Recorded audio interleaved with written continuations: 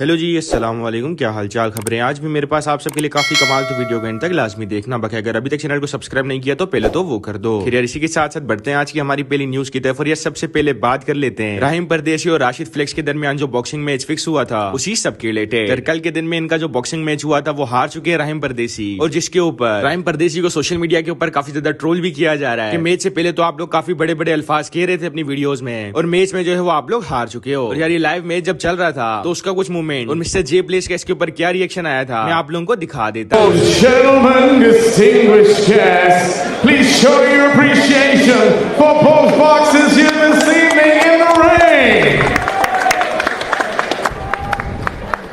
But after 3 rounds of action, we go to the referee's scorecard. He scores them out with your winner and the new TV Influencer Champion.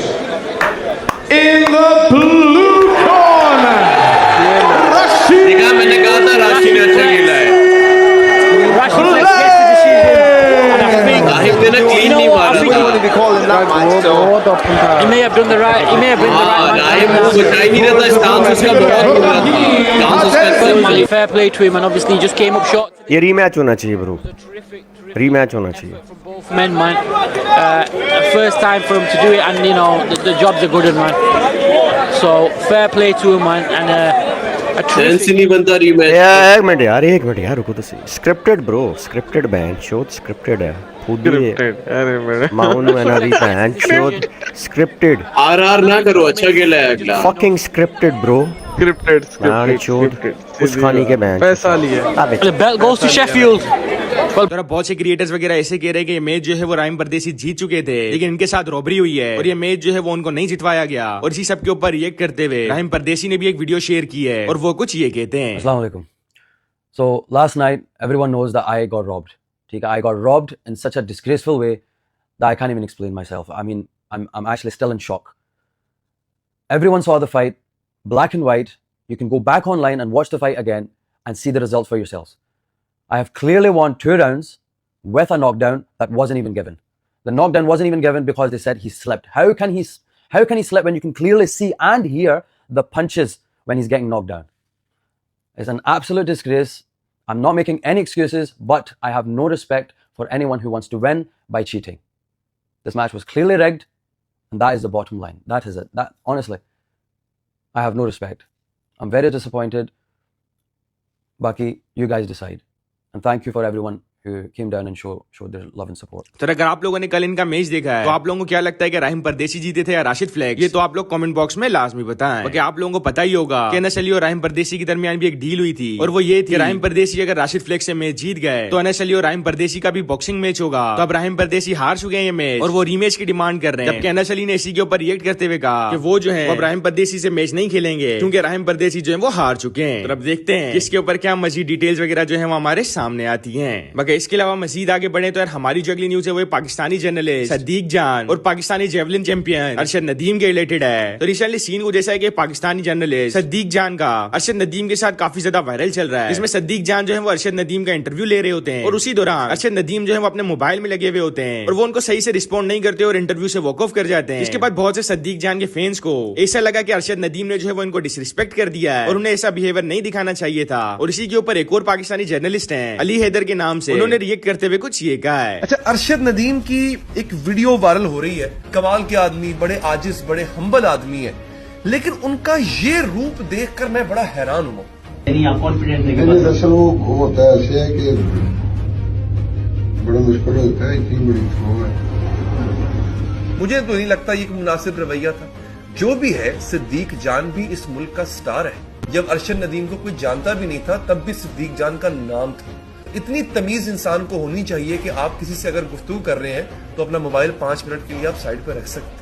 इतने etiquettes होने चाहिए। तो अब इसके ऊपर आप लोगों का क्या कहना है कि अरशद नदीम ने ठीक किया या अरशद नदीम को इसे बिहेव नहीं करना चाहिए था? आप लोग बता सकते हैं। और यार मजीद आगे बढ़े तो रिसेंटली हमजा भट्टी ने भी फैमिली व्लॉगर्स वगैरह के अगेंस्ट एक वीडियो शेयर की है, जिसमें वो कह रहे होते हैं कि जब वो किसी इन्फॉर्मेटिव कंटेंट के ऊपर वीडियो वगैरह बनाते हैं तो उसके ऊपर इतने ज्यादा व्यूज वगैरह नहीं आते, लेकिन जहाँ थोड़ी बहुत ऐसी वैसी बात कर देते हैं तो व्यूज ही व्यूज होते हैं। तो इन्हीं सब चीजों से डिसअपॉइंट होते हुए हमजा भट्टी कुछ ये कहते हैं। भाई बस अब से तुम लोगों को मैं ना फैमिली व्लॉग्स बना के दिखाऊंगा।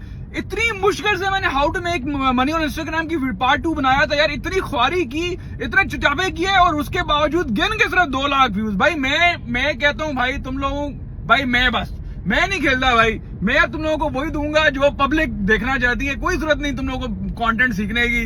मैं इधर भैंस की तुम कुत्ता उधर रहता हूँ हर रोज बैठ के, और किसी चीज ऐसी बनाई जाए आवाम के लिए जिससे कोई फायदा हो। आवाम ने जब देखने ही चुतियापे हैं तो बस भाई बेटा मैं वही बनाऊंगा तैसी।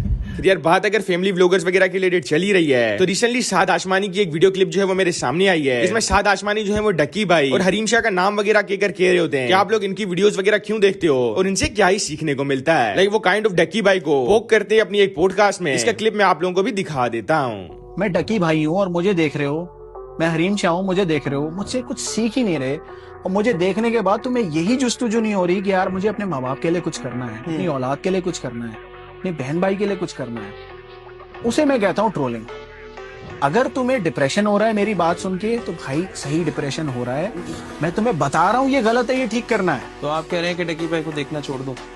सारे ये फजूल जो चैनल्स है ना वो मेरा ख्याल है खराब करने लगे। रोस्टिंग का ट्रेंड और ऐसा कोई ट्रेंड हो जिसमें आप किसी के घर के अंदर की जिंदगी देख रहे हो। What are you gaining from it? क्या हासिल कर रहे हो उससे?